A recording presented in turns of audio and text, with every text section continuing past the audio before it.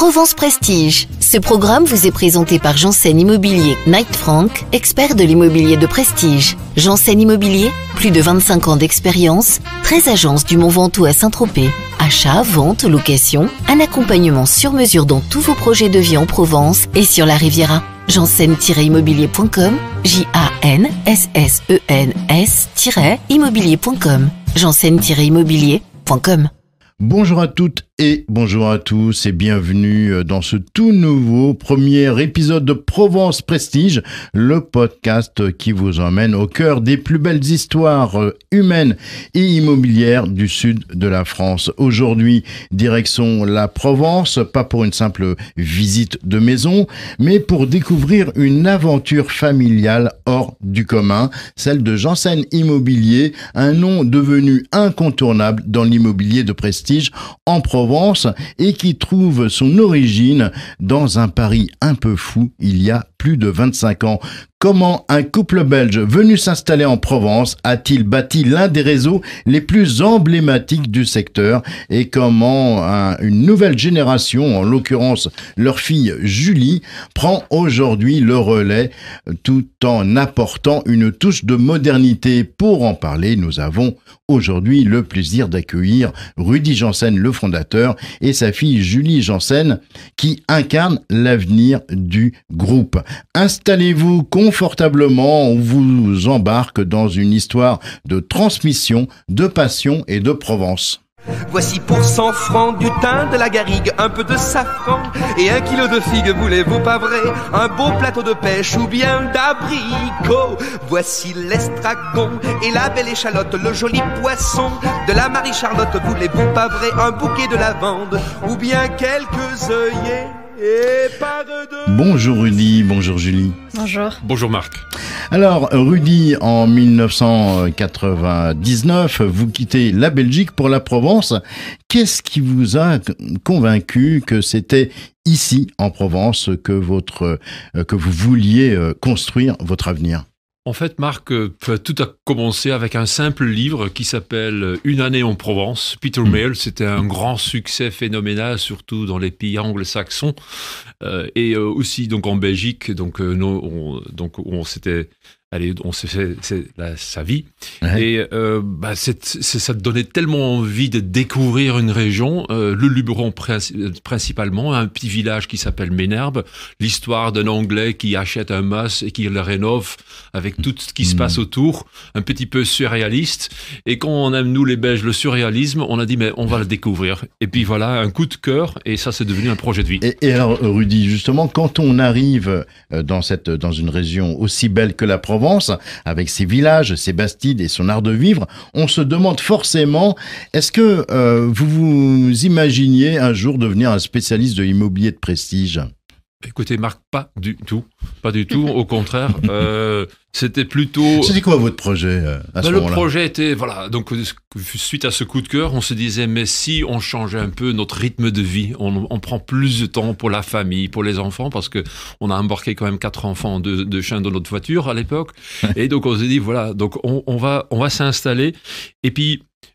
j'avais aussi aucune expérience parce que j'avais plutôt une carrière de banquier derrière moi. Et finalement, quand on est arrivé, par la recherche d'un bien, d'une maison, on s'est rendu compte, bon Dieu, il y a quelque chose à faire là. Donc, et ça s'est lancé un peu sur un coup de tête. Et le marché de prestige, était plutôt embryonal. C'était pas forcément encore quelque chose de vraiment présent dans cette époque-là. Rudy, dans une aventure comme ça, il y a toujours un moment charnière. C'était lequel ? C'était quoi le déclic au départ de cette aventure ? Ce vrai déclic, je dirais que quand on a commencé à découvrir des biens, on a quand même aussi, il y a un monde, un univers qui s'est ouvert et on s'est dit, mais bon Dieu, donc quel pays, quel paysage, quelle qualité on peut donc peut-être donner à nos enfants. Et si on faisait donc le grand tour, le grand déplacement, le grand déménagement, et donc par la recherche, et en trouvant un bien à Beaunieu même, une belle propriété sur 4 hectares, c'était le grand coup de cœur à nouveau. Alors évidemment, quand on lance une entreprise comme la vôtre, la base, c'est des valeurs. Vos valeurs à vous, c'était quoi? Quel esprit vous avez voulu insuffler? Bon, disons que, évidemment, il y avait une certaine ambition quand même de devenir quelqu'un de connu parce qu'on était complètement inconnu dans ce métier. On connaissait à peine ce métier. Ok, on avait un background technique un peu, mais n'empêche pas non plus qu'on n'était pas vraiment des spécialistes. Mais finalement, ce qu'on avait pu, j'appelle ça un petit peu les 4 P, d'avoir une approche personnelle, donc ce côté humain qui est très important pour nous, d'avoir très proche donc des gens et le client, donc la relation avec le client est au centre de notre approche. Il y a la passion évidemment. Nous aimons ce que nous faisons et nous faisons ce qu'on aime. Donc et ça surtout c'est très important. Combiné avec une patience et persévérance, et nos 4 P sont lancés. Rudy, quand on lance une entreprise familiale, est-ce qu'on imagine au début que ces enfants viendront vous rejoindre dans l'aventure? Non plus, pas du tout, à nouveau, parce que c'était quand même une aventure d'un couple, moi et Karine, et qui m'a toujours accompagne dans ce projet ensemble. Donc c'était aussi un petit peu une décision impulsive, pas vraiment avec un grand projet devant nous. Et j'appelle ça un petit peu notre aspect, une certaine prudence audacieuse, c'est-à-dire qu'on voulait faire quelque chose, mais en restant prudent quand même, en protégeant notre famille, mais par le temps. En 25 ans, les choses évoluent. Alors, et comment ça s'est passé, la transition avec justement Julie? C'était aussi pas forcément donc, au début, comme je disais, donc l'objectif.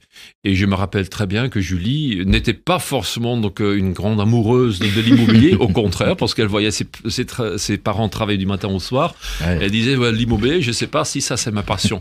Mais à fur et à mesure de rentrer elle-même dans un monde professionnel, dans le marketing, dans le tourisme, elle a découvert un autre monde qui, aujourd'hui, est aussi devenu, je pense, sa passion. Avec le recul de ces 25 ans, est-ce que par hasard, vous auriez un regret? Ou au contraire, une fierté? Un regret? Je pense pas que je me voyais plus, ou je ne nous voyais pas du tout retourner en Belgique, même si j'y vais de temps en temps. Mais c'est vraiment donc devenu un projet tellement important et qui a pris tellement donc des racines sur place qu'on se sent très bien et je vois pas du tout donc où il peut y avoir un regret. Mais c'est ce que j'aime surtout. Et la fierté justement. Voilà. Du coup, voilà donc. Ayant pu, comme quelqu'un qui vient de loin, du nord, s'installer dans le sud et imposer un certain nom, une marque, cette reconnaissance entre-temps de nos clients, ça c'est mon plus grand plaisir dans ce métier aujourd'hui. Julie Janssen, bonjour. Bonjour. Grandir dans une famille d'entrepreneurs, ça doit pas être évident. Pourtant, c'est votre cas. Est-ce que ça vous donne aujourd'hui envie de suivre le même chemin que vos parents? Grandir dans une famille d'entrepreneurs, c'est vrai que c'est un environnement où les idées fusent au quotidien et le travail est souvent au cœur des discussions et ça même à table, donc c'est pas toujours facile de faire la part des choses, mais c'est une énergie extrêmement stimulante et même si on se met une pression un peu implicite parce qu'on vous l'impose pas cette pression, mais on va être à la hauteur, de par les échanges qu'on a au quotidien, cette passion elle naît et on a envie d'y croire et d'y participer. À quel moment vous avez eu ce déclic pour rejoindre l'aventure familiale?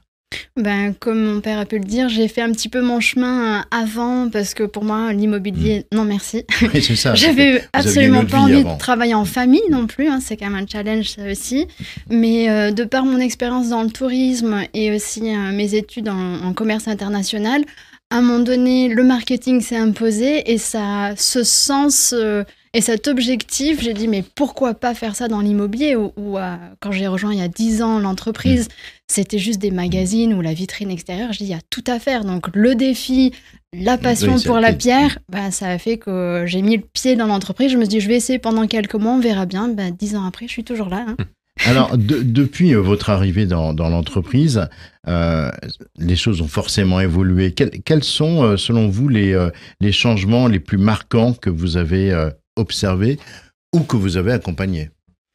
Alors, je pense qu'au début, mon rôle était plutôt d'observer et de pas encore imposer ma vision des choses et petit à petit de prendre position, mais l'atout aussi de par mes études et mes connaissances sur le monde digital. Je pense que mon accompagnement des équipes vers des outils digitaux, tout ce qui était CRM, changement de site, les campagnes à mettre en place sur Internet, les portails immobiliers, ça a été, je pense, le plus grand tournant. Après, il y a eu d'autres projets marquants comme moderniser un petit peu notre marque, porter une sensibilité vers une nouvelle clientèle ou une nouvelle génération de clientèle aussi, mettre en valeur l'image et tout ça, ça a fait une communication de marque qui a quand même profondément changé. Et enfin, je pense que notre identité au sein même du groupe Knight Frank, où il y a quand même 500 agences dans le monde, faire parler la Provence à toutes ces agences-là et prendre position également au sein du groupe Knight Frank, c'était important également. Travailler en famille, c'est pas toujours évident. Quels sont les défis au quotidien dans une collaboration entre un papa et sa fille? C'est vrai que c'est pas toujours simple, hein. Il y a des attentes, il y a des visions parfois différentes et on a une histoire commune, mais certains échanges peuvent du coup être un peu plus sensibles. Mais je pense que ce qui nous lie, c'est vraiment cette confiance absolue l'un dans l'autre et j'ose dire une admiration mutuelle aussi pour notre travail. On est très complémentaires, donc mon père, il a une vision stratégique qui est très ancrée dans l'expérience, le terrain. Pour ma part, moi, j'apporte une petite sensibilité plus moderne, une image, une narration. En fait, on avance chacun avec notre style, mais dans une logique de transmission. Et si on voulait résumer ça, cette force commune, ça serait laquelle entre vous et votre père? La complicité qu'on a aujourd'hui. On le voit, vous êtes très investi dans la communication et dans le positionnement de la marque Janssen. Comment est-ce que vous réussissez à trouver l'équilibre entre l'héritage familial et justement cette modernité dont vous nous parlez? Je vais dire que l'équilibre, je le cherche tous les jours parce que je pense que c'est justement ça qui est passionnant en soi aussi et je veux pas forcément rompre avec cet héritage, je cherche plutôt à le faire évoluer, c'est-à-dire que je veux lui donner une nouvelle voix et c'est une maison qui est quand même fondée sur des valeurs fortes et mon rôle c'est de traduire ces valeurs dans une écriture un peu plus contemporaine avec des contenus, comme je le disais, qui parlent aussi à cette nouvelle génération de clients qui arrive sur le marché aujourd'hui. Si vous deviez vous projeter dans 10 ans, pas toujours évident quand on pose cette question, mais oui, si je dois regarder d'ici 10 ans, comment est-ce que j'aimerais que Janssen Immobilier soit perçu, je dirais que ce soit un référent encore un peu plus fort en Provence et sur l'art de vivre, qu'on n'ait pas uniquement une agence immobilière, mais un acteur inspirant d'un territoire et on mélange patrimoine, design, architecture, bien-être. Et je crois aussi profondément que l'immobilier de prestige, c'est pas seulement une question de mètres carrés, c'est des lieux qui racontent une histoire. Et j'espère qu'on continuera à accompagner nos clients avec toute l'exigence aussi de nos valeurs, en restant fidèles à nos valeurs et aussi à notre ADN. On va passer maintenant, si vous le voulez bien, à quelques questions rapides pour mieux vous connaître et connaître l'ADN de votre entreprise. Alors, Rudy, un mot pour décrire l'esprit Janssen. J'ai un double nom, c'est plutôt, je parle certainement d'une passion bienveillante. Votre plus beau souvenir professionnel? Je vais répondre, je pense, Julie, à cette question. Voilà. Pour moi, le plus beau souvenir professionnel, on va essayer d'être rapide, mais c'était après une période de Covid, confinement un petit peu compliqué. On a organisé une grande soirée au golf de Saint-Tropez, une soirée blanche. On a pu réunir de nouveau toutes les équipes, tous nos clients. Il y avait une énergie tellement stimulante et de cohésion. Ça a renforcé, je trouve, vraiment cet esprit de famille et de transmission auprès et de nos clients et de nos équipes. Tout le monde était heureux de se retrouver et motivé pour la suite. Un défi marquant que vous avez réussi à surmonter, Rudy? Pour moi, c'était surtout, ça date il y a 15 ans, donc c'était la crise financière en 2008-2009. C'était une crise financière très importante et qui a impacté énormément ce marché de résidences de vacances, de résidences secondaires, le prestige en général. La crise subprimes qui nous a fait changer complètement de stratégie et ouvrir plus vers donc un réseau international Knight Frank à cette époque-là et développer dans cette nouvelle stratégie et ambition mis en place devenir un acteur incontournable en Provence. La quatrième question que j'ai envie de vous poser, c'est un conseil. Donnez un conseil à quelqu'un qui nous écouterait, qui écouterait notre podcast aujourd'hui et qui voudrait entreprendre en famille. Alors déjà, Julie. Merci. Il faut savoir que c'est une aventure humaine quand même qui est forte. Pour moi, la communication reste vraiment la clé. Il faut définir les rôles bien avant. Il faut s'écouter. Il faut parfois avoir aussi un peu de patience. Mais une vision à long terme avec un héritage commun.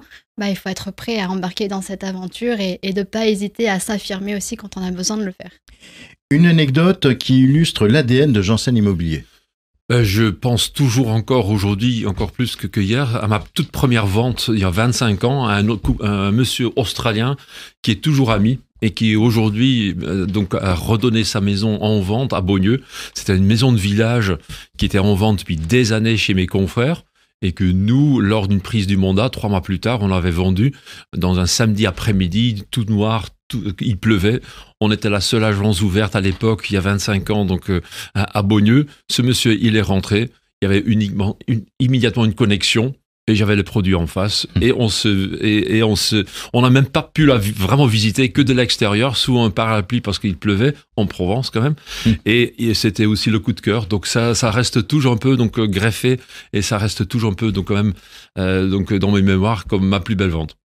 Alors c'est une évidence, travailler en famille, ce n'est pas toujours très simple, mais c'est aussi une richesse incroyable quand l'alchimie, elle, opère. Rudy ou Julie, quels conseils pourrions-nous donner à ceux qui nous écoutent aujourd'hui et qui souhaitent créer ou développer une entreprise familiale tout en préservant ce fameux équilibre des relations humaines comme Julie nous parlait tout à l'heure? Donc, de mon côté, je pense que c'est très, très important de bien cadrer donc les rôles de chacun, que chacun s'y connaît bien un petit peu donc sa place, ses possibilités, c'est aussi ses capacités, ses compétences, parce qu'on cherche quand même surtout une complémentarité, ce qui est parfaitement le cas aujourd'hui. Et pour moi, ce qui est très important aussi, c'est enlever la pression, libérer l'autre. C'est-à-dire que je veux que l'autre personne se développe avec ses propres visions, ses propres envies, son propre énergie, et qu'il ou elle choisisse sa propre voie au sein de l'entreprise. Julie, un mot à ajouter? Peut-être pour compléter, oui, c'est de garder quand même un peu cette distance entre sphère personnelle et professionnelle, de faire la part des choses, c'est pas toujours évident, mais il faut garder quand même ce rôle personnel et professionnel quand il le faut. Et comme je disais aussi, avoir une certaine complicité quand même et respecter le rôle de chacun. Un grand merci à tous les deux pour ces témoignages sincères, inspirants et porteurs de sens. L'histoire de Janssen Immobilier, c'est celle d'un pari fou sur la Provence, mais aussi celle d'un pari réussi sur la transmission. Dans notre prochain épisode de Provence Prestige, on change de décor pour vous faire découvrir un bien d'exception, un lieu chargé d'histoire et de caractère à l'image de cette belle aventure familiale. D'ici là, n'hésitez pas à partager cet épisode en vous abonnant et en nous suivant sur vos plateformes préférées. À très bientôt sur Provence Prestige. Provence Prestige. Ce programme vous a été présenté par Janssen Immobilier Knight Frank, expert de l'immobilier de prestige. Janssen Immobilier, plus de 25 ans d'expérience, 13 agences du Mont Ventoux à Saint-Tropez. Achat, vente, location, un accompagnement sur mesure dans tous vos projets de vie en Provence et sur la Riviera. Janssen-immobilier.com, JANSSENS-immobilier.com, Janssen-immobilier.com.